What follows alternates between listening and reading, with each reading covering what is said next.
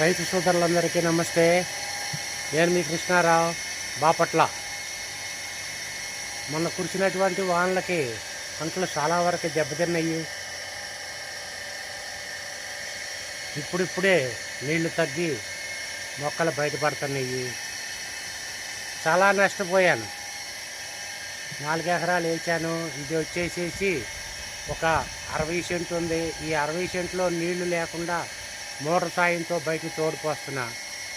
ఇంకా పక్కన కనపడేటటువంటి 3 ఎకరాల్లో మొక్కలు పూర్తిగా మునిగిపోయి ఉన్నాయి. ఏమి కూడా కనపడటం లేదు. ఎంతో శ్రమపడి చేశాను.